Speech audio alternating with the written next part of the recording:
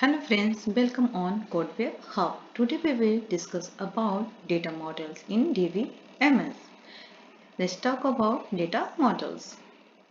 Data models refers to the conceptual representations of data structure that are used to define and organize data in a database. The data models refers to the conceptual representation. Data models जो होते हैं वो किसको refer करते हैं? Conceptual representation को क्या करते हैं? रिफर करते हैं। That are use to define and organize data in a database. जिसका यूज किया जाता है किसके लिए? ऑर्गेनाइज, उसको डिफाइन करने के लिए डेटा को, और डेटा को ऑर्गेनाइज करने के लिए यूज किया जाता है डेटा मॉडल्स को। Data models provide a way to describe the structure. Data models जो होते हैं एक वे प्रोवाइड कराते हैं कि उनका स्ट्रक्चर कैसा होगा, इसके बारे में डेटा मॉडल्स अच्छे से डिस्क्राइब कर देते हैं। Constant and relationship with in a database. उनका डेटाबेस कैसा होगा? रिलेशनशिप वाला हो, कांस्टेंट वाला होगा। इनका जो डेटा मॉडल्स होता है, डेटा मॉडल्स को देख के ही चीजें जो होती हैं सारी चीजें क्लियर हो जाती हैं। Type of data models. There are several type of data models. First is hierarchical model. Hierarchical model. This model represents data in a tree-like structure. Hierarchical model जो होता है वो कैसा दिखता है? वो tree-like structure होता है, where each record has one parent. जिसके सबके प्रत्येक के एक पेरेंट होते हैं, पेरेंट रिकॉर्ड होते हैं, एंड मल्टीपल चिल्ड्रन होते हैं, ढेर सारे उनके मल्टीपल चिल्ड्रन होते हैं। It was commonly use in early database. ये कॉमनली किसमें यूज होते हैं? अर्ली डेटाबेस में यूज किए जाते हैं। हायरार्किकल मॉडल कैसा होता है? ट्री लाइक स्ट्रक्चर होता है, जिसमें क्या होता है? वन पेरेंट होते हैं और उनके मल्टीपल चिल्ड्रन होते हैं।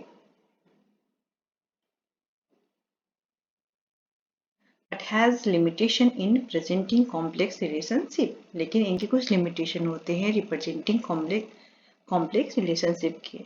नेक्स्ट है network model. Network model similar to the hierarchical model. Yes, बिल्कुल हायरार्किकल मॉडल की तरह ही दिखता है, होता है, but with the ability to have multiple parent. उनके पास क्या है? एबिलिटी होती है कि मल्टीपल पेरेंटिंग हो सकते हैं। इसमें क्या था? पहले वाले में क्या कह रहा था? हायरार्किकल मॉडल में केवल वन पेरेंट होते हैं और उनके मल्टीपल चिल्ड्रन होते हैं। लेकिन नेटवर्क में क्या कह रहा है? With the ability to have multiple parent. इनमें मल्टीपल पेरेंट हो सकते हैं एंड चाइल्ड रिकॉर्ड्स हो सकते हैं। मतलब इसमें मल्टीपल पेरेंट भी हो सकते हैं और मल्टीपल चाइल्ड रिकॉर्ड भी हो सकते हैं। It was an improvement over the hierarchical model. या एक तरीके से हायरार्किकल मॉडल से ज़्यादा ऊपर होता है, ज़्यादा इम्प्रूवमेंट वाले होते हैं, बट स्टिल हैड लिमिटेशन। लेकिन इनकी भी लिमिटेशन होती है। Third is relational model. Relational model.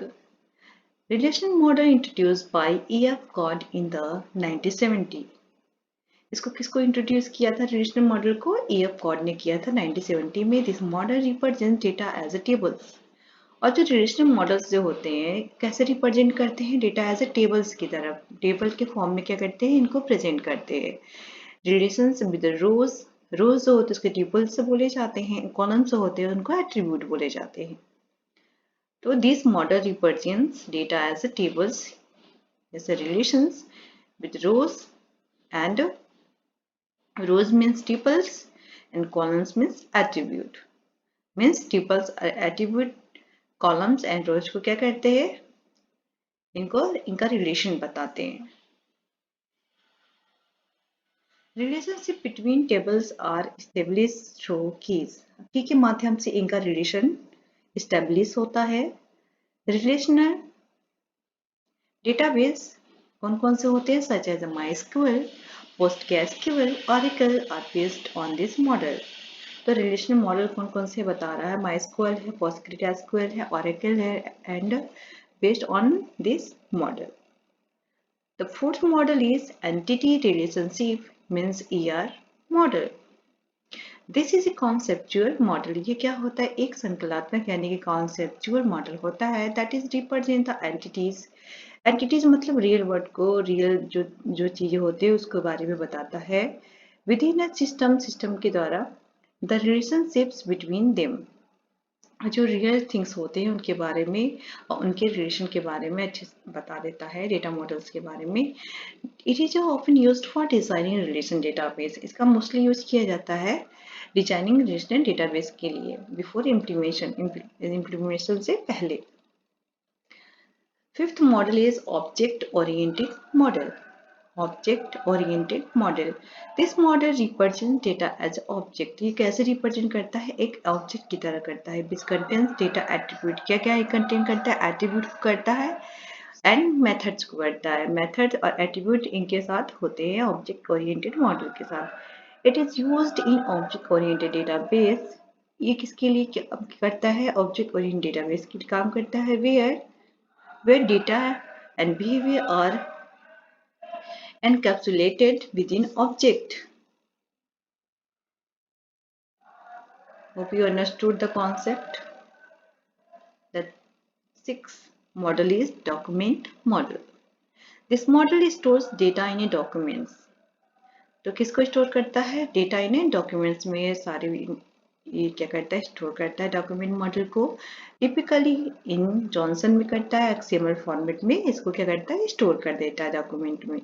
It is commonly used in no SQL database, no SQL में यूज करना है, और लाइक मोंगो डीबी जैसे MongoDB. The seventh model है इनका ग्राफ मॉडल। ग्राफ मॉडल क्या करता है, this model represents data as nodes and edges. Graph model जो होता है नोड्स को बताता है और एड्स को बताता है। वेयर नोड्स रिप्रेजेंट एंटिटीज, जहाँ पे इनके नोड्स होते हैं वह एंटिटीज के बारे में बताते हैं। जो एड्स होते हैं represent the relationship between them, और एड्स क्या करते हैं, उनका रिलेशनशिप बताते हैं।